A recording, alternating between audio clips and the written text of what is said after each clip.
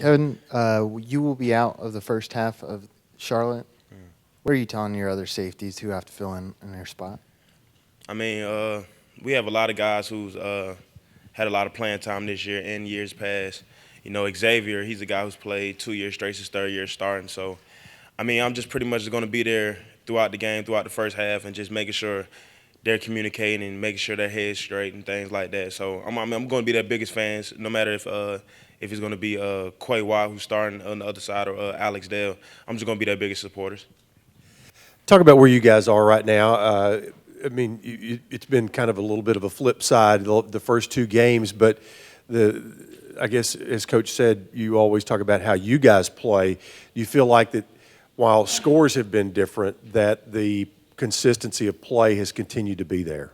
You know, I feel like just speaking on the Bama game, we did a lot of great things out there on the defensive side of the ball. You know, we got a lot of 3-and-outs. I think they was maybe 4 for 12, 4 for 13 on third downs, but I also felt like we could have played a lot better. You know, a lot of missed tackles, a lot of missed reads and different things like that, where the score could definitely been closer.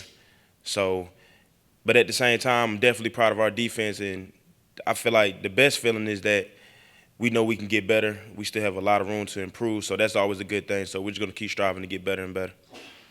I think you saw my tweet concerning the play that had you ejected Saturday. Could you just tell us? I mean, look, to me, it was kind of an unavoidable situation. Let's get your side of it. Uh, I was just coming in trying to make a form tackle. You know, when I seen the quarterback, he really wasn't sliding at first, so I tried to come in for a tackle, and he kind of slid late. So I think it was kind of a bang-bang play. I didn't really feel like it should have been a targeting call, but, you know, you got to live with it. I mean, it's the nature of the game.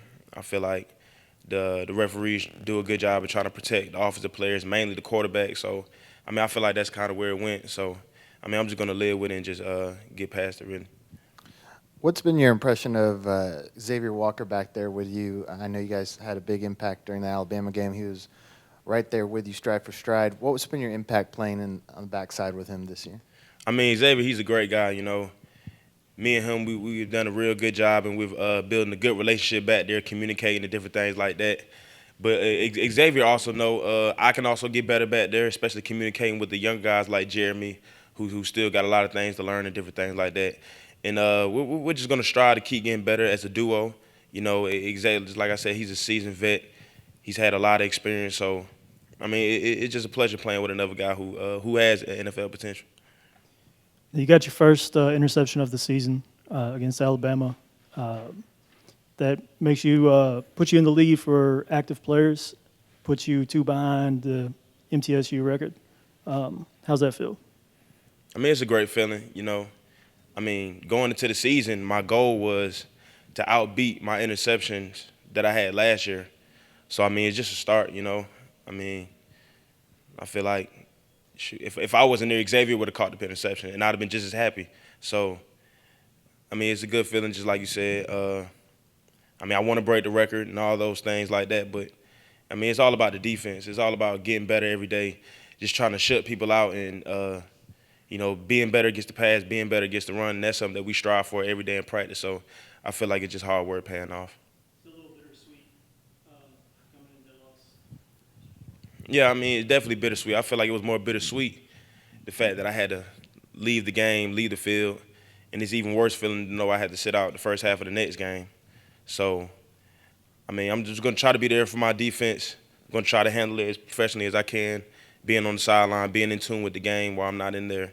And, yeah, it's just kind of bittersweet. Yeah, you said it right. I know at Conference USA Media Day you said that, you know, a lot of people would be surprised by MTSU's run defense this year and their ability to stop the run. What's been your impression so far after two impressive starts? I mean, I just think it's more of us having a lot of experience out there now. You know, last year we had a lot of junior college linebackers out there on the field, so now they have a whole season under their belt.